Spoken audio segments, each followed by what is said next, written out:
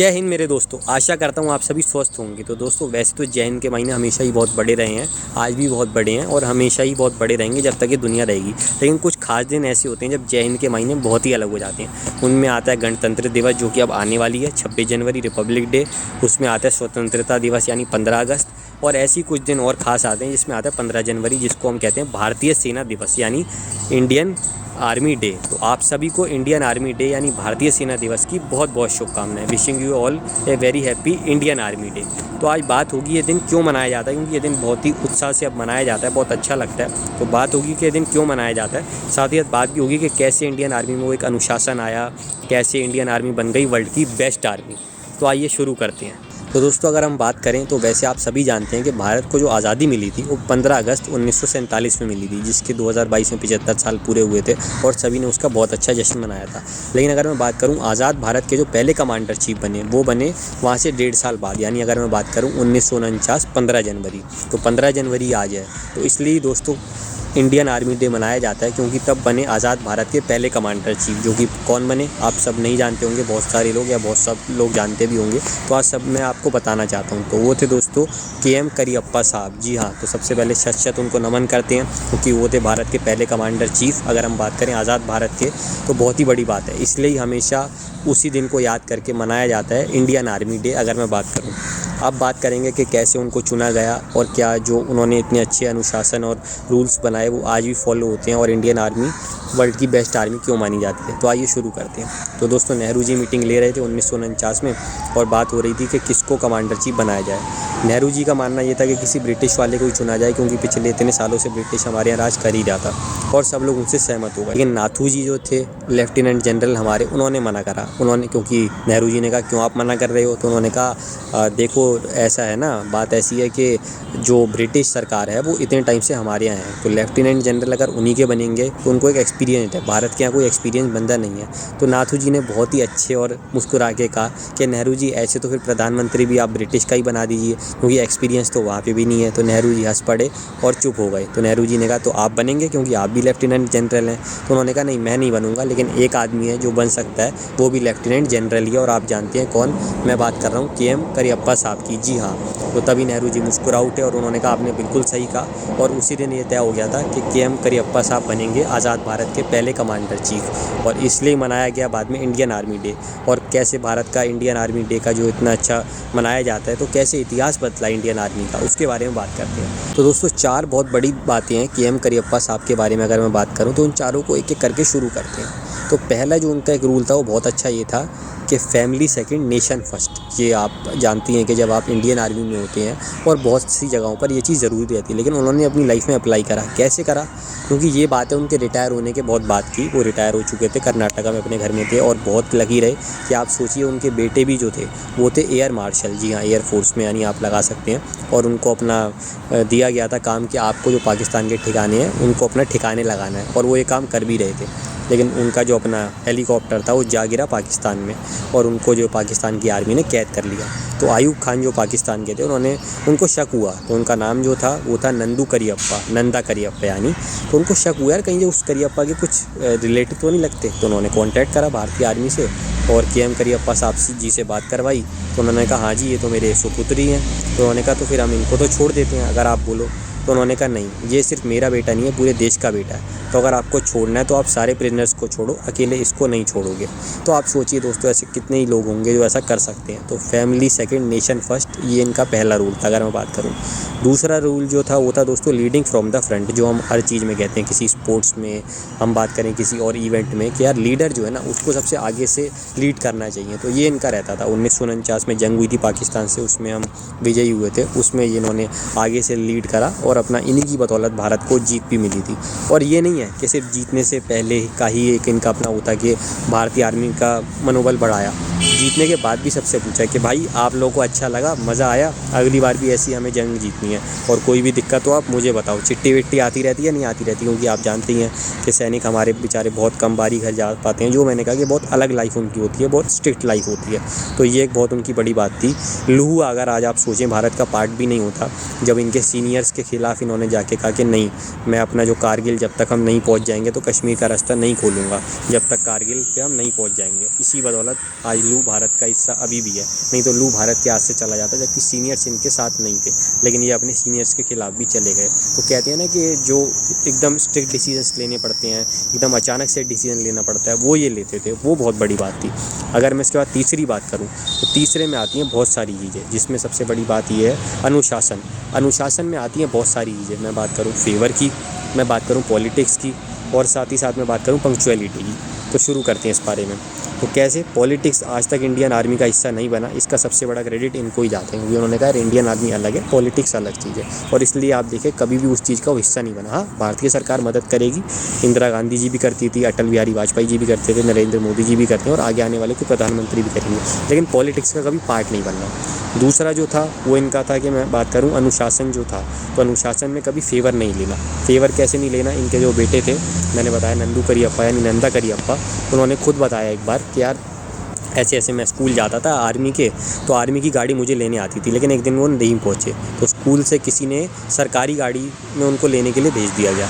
तो इन्होंने मना कर दिया कि नहीं, तुम ऐसे नहीं जाओगे, और उनको भी मना करा कि अगर इसमें जाओगे तो मैं अपनी सैलरी से पैसे दूंगा, क्योंकि सरकारी गाड़ी हमारे काम के लिए नहीं है, या ऐसे किसी के काम के लिए नहीं होती। तो उनका मानना यही था कि सरकारी गाड़ी का गलत इस्तेमाल होता है, इसका इस्तेमाल हमेशा सही काम के लिए होना चाहिए। जब हम आर्मी की गाड़ी से जाते हैं तो हमें उसी से जाना पड़े। तो आप सोच सकते हैं कि कितने अलग उनके विचार थे। साथ ही साथ मैं बात करूँ पंक्चुअलिटी की, हर जगह टाइम पे पहुँचना, हर जगह ये है कि वक्त से पहले पहुँचना, जो आप इंडियन आर्मी की हमेशा बात भी करते हैं। तो सारी चीज़ें इनमें थी, और शायद इसलिए इंडियन आर्मी ने भी आगे वो एक डिसिप्लिन फॉलो करा। साथ ही साथ जब ये काफ़ी एज इनकी हो गई थी, और जैसा कि मैंने कहा इंडियन आर्मी डे मनाया जाता है, तो परेड होती है दिल्ली में, आपको पता है, और अलग अलग जगहों पे भी दिल्ली में बहुत जगह मनाई जाती है, और बहुत मज़ा आता है उस परेड में। अगर मैं बात करूँ तो इनको बुलाया गया था क्योंकि इनको मेडल देना था, बट इनके पैर में अपना ये था कि उंगली में चोट थी, दाएं पैर की मैं बात करूँ आखिरी उंगली में शायद चोट थी, तो जूते पहनने में इनको दिक्कत आती। तो घर वालों ने कहा कि आप चप्पल पहन लो, कुछ और पहन लो, लेकिन जूते मत पहनो। उन्होंने कहा नहीं, जब मुझे वहाँ जाना है तो मैं जूते ही पहनूँगा, ऐसे मैं नहीं जा सकता।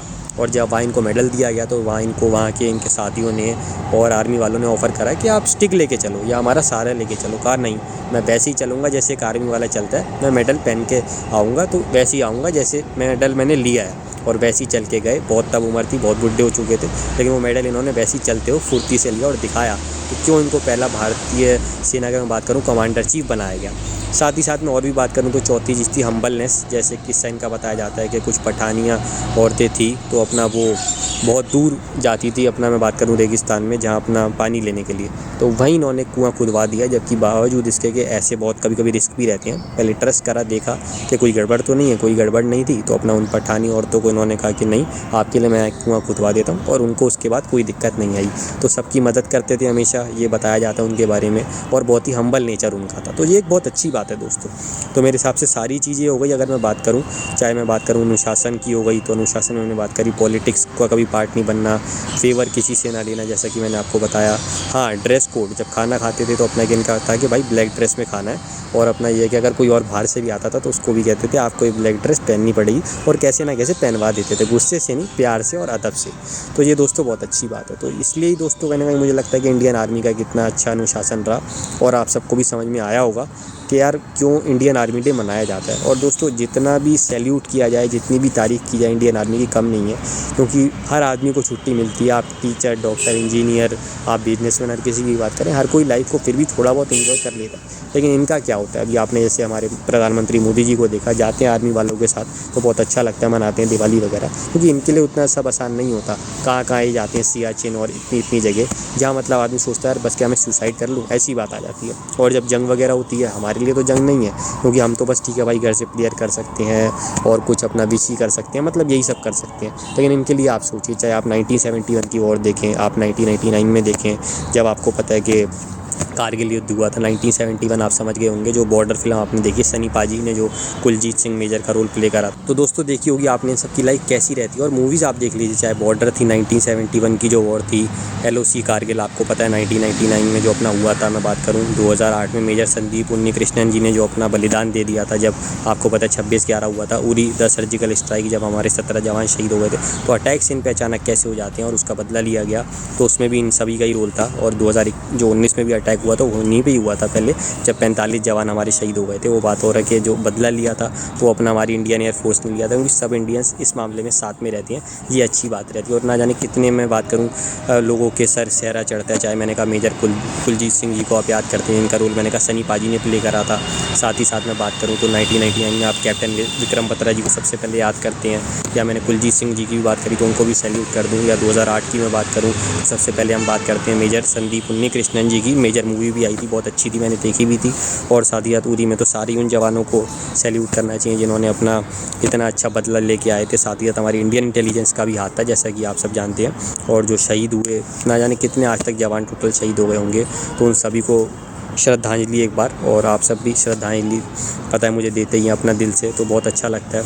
क्योंकि जैसा कि मैंने कहा कि बाकी जगहों पर जो प्रोफेशन होता है वो एक अलग होता है, बात जान की नहीं होती, बात टाइम की नहीं होती, लेकिन जब इस प्रोफेशन की बात आती है तो हर चीज़ बदल जाती है, तो बहुत फ़र्क पड़ता है। दोस्तों अगर मैं बात करूँ तो भारत के 2 फील्ड मार्शल थे, ये होगा एक आपके समझ ही जाइए आप, KM करियप्पा साहब, और दूसरे थे जिनकी अभी मूवी आई थी 1 महीने पहले, अगर आप लोगों ने देखी हो या नहीं देखी हो तो ज़रूर देखिएगा, सैम मानेकशॉ। विक्की कौशल ने जिनका रोल बहुत ही अच्छा प्ले करा था। अगर मैं बात करूं तो इनकी लाइफ कितनी कठिन होती है, ये इससे हमें मूवीज़ से या न्यूज़ से ज़रूर पता चलता है, लेकिन इसके बावजूद भी हम अंदाज़ा नहीं लगा सकते, क्योंकि मूवियों में और अखबारों में पढ़ के या न्यूज़ में देख के आपको जो ज़रूर आता है। और देश के लिए सबका एक अपना मत होता है, और एक अपना सबका एक हाइप भी होती है कि यार हमें भी देश के लिए कुछ करना है। और ये नहीं है कि जो लोग आर्मी में नहीं जा पाते वो लोग डिजर्विंग नहीं होते, इसमें अपने अपने लक की बात होती है। लेकिन जो लोग चले जाते हैं, जो लोग वहाँ लड़ते हैं, फाइट करते हैं, स्ट्रगल करते हैं, उनका एक अपना अलग ही कहानी होती है। उसको आप मैं उतने अच्छे से नहीं समझ सकते जितने अच्छे से एक आर्मी वाला समझ सकता है। तो आर्मी वाले की दोस्तों बात ही अलग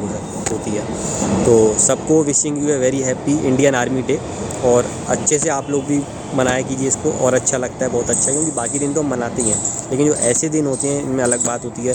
कुछ अच्छे से किसी को खाना खिलाइए, कुछ अच्छे से सबके लिए दुआ कीजिए। जिन लोगों ने अपने, मैंने कहा, परिजनों को खोया, उनकी बात तो खैर अलग ही है। साथ ही साथ जिन लोगों के होते हैं उनकी रक्षा के लिए कामना किया कीजिए कि कभी कोई युद्ध वैसे तो ना होना नहीं चाहिए, लेकिन हमारे आपको पता है पड़ोसी देश ही ऐसे हैं, पाकिस्तान और चाइना जैसे तो हो जाते हैं। तो हमेशा भारत को जीत प्राप्त हो, 1971, 1999 या फिर 2016 उरी, या 2019 पुलवामा, और ऐसे काफ़ी सारे, मैं बात करूँ बालाकोट एयर स्ट्राइक जो कि पुलवामा का ही था। तो बहुत ऐसा ही है कि जब भारत जीतता है तो उसकी बात ही अलग होती है। जैसे देखा था ना, विंग कमांडर अभिनंदन जी कैसे वापस आए थे, आज तक ऐसा नहीं हुआ था, लेकिन आया तो कैसे भारत में वो एक हल्ला मच गया था। तो बात ही अलग होती है इंडियन आर्मी की। तो सैल्यूट करता हूँ इंडियन आर्मी में आपको, और दिल से फिर से एक बार प्रणाम करता हूँ, क्योंकि जैसा कि मैंने कहा कि एक कल आए थे और एक आज हैं और एक कल आएंगे, लेकिन जो आपने भारत की सेवा करी है या आज कर रहे हैं या जो कल करेंगे, उसकी बात ही कुछ और होती है। तो इस पे दोस्तों कुछ लाइनें प्रस्तुत करते हैं। Salute to the real heroes of the nation who led by example, live by chance, love by choice and kill by profession. Wishing you a all a very happy Indian Army Day. भारतीय सेना दिवस की बहुत बहुत शुभकामनाएं। तो salute Indian army को, बहुत बड़ा ग्रैंड सैल्यूट। और उम्मीद करता हूँ आपको मेरी वीडियो भी अच्छी लगी होगी, जितनी भी अच्छी लगी हो। मैंने ट्राई करा कुछ नया बनाने का, तो और अगर इसमें कुछ भूल हुई गई तो क्षमा कर दीजिएगा। और बाकी अपना मिलेंगे जल्दी एक और नई वीडियो के साथ। जय हिंद, जय भारत।